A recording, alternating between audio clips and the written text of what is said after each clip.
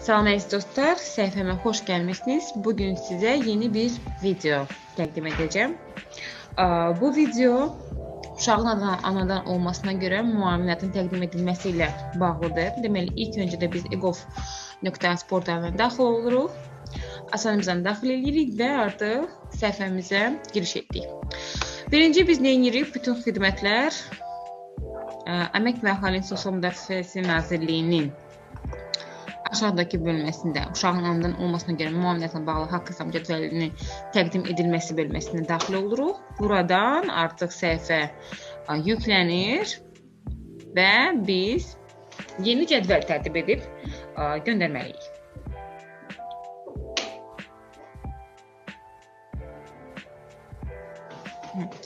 Məcburi dövlət sosial sığortası üzrə müavinətlərin hesablanması, deməli, mühasibatlıq bölməsindən daxil oluruq və yeni cədvəlin qeydiyyatını aparırıq. Yeni cədvəlin qeydiyyatını aparırıq və yenidən səhifə açılır, yeni haqq hesab cədvəli açılır. Bu deməli, səhifə 4 bölümdən ibarətdir. Deməli, birinci haqq hesab cədvəlinin qeydiyyatı məlumatlarını doldurmalıyıq. Burada DSMF orqan kodu və orqan adı öz avtomatik çıxır və siz sadəcə cədvəlin qeydiyyat tarixini qeyd edirsiniz və protokolun tarixini və nömrəsini. Protokol siz tərəfindən hazırlanır, şirkət tərəfindən hazırlanır, komissiyanın sədri təyin olunur və komissiyanın üzvləri təyin olunur.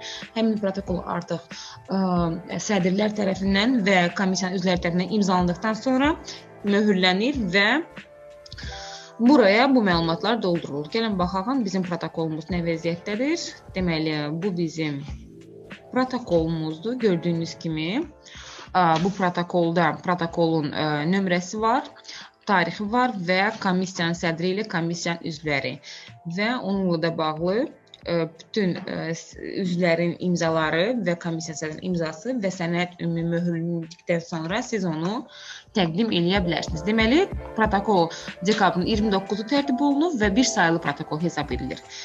Bu məlumatları biz doldururuq. Deməli, protokolun tarixi 29 dekabr 29/12/2020-ci il tarixi bir sayılı protokol.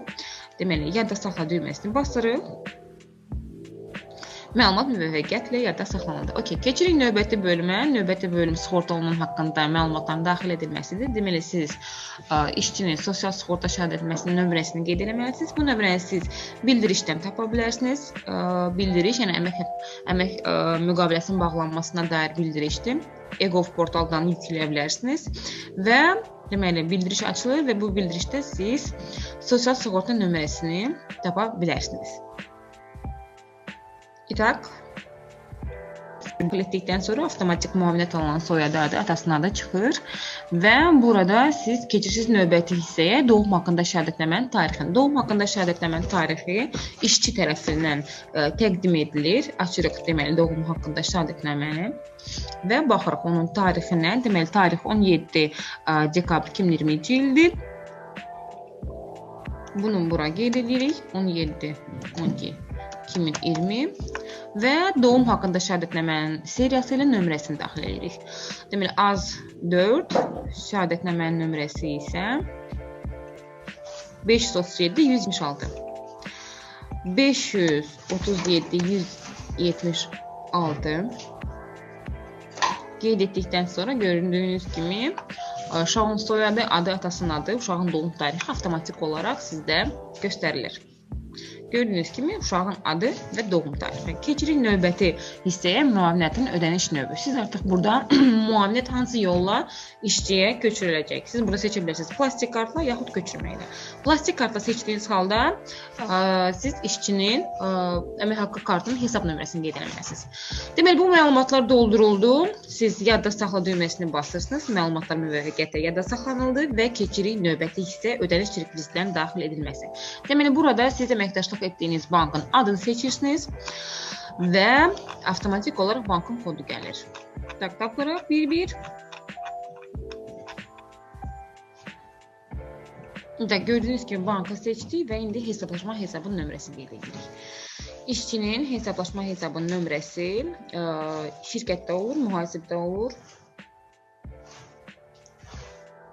və mən işçinin hesablaşma hesabının nömrəsini qeyd edirəm.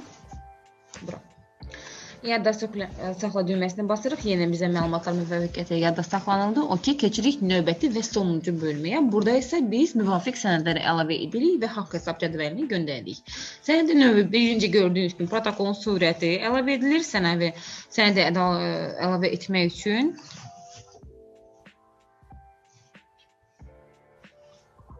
deməli, protokol gözləyirsiniz, sənəd yüklənsin.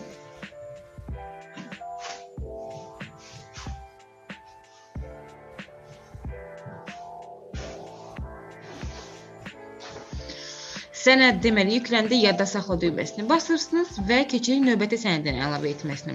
Növbəti sənədimiz deməli doğum haqqında arayışı. Doğum haqqında arayış yenə də işçi tərəfindən sizə təqdim olunur. Doğum haqqında arayış seçirik. Yenidən sənəd yüklənir və biz yenidən yadda saxlayırıq və keçirik növbəti sənədə. Bir-bir bütün sənədləri yükləyirik. Doğum haqqında şəhadətnaməni də yükləyirsiniz.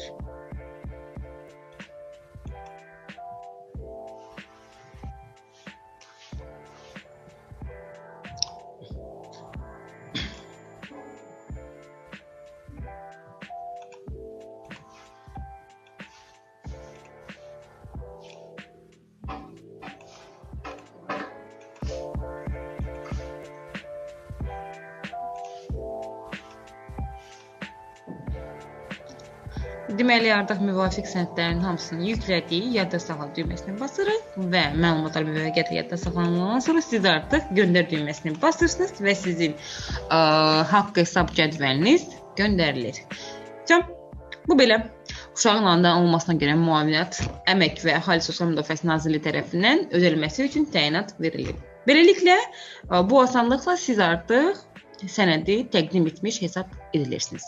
Bu belə, çox sağ olun dostlar. Vaxtınızı ayırıb videoma baxdığınıza görə.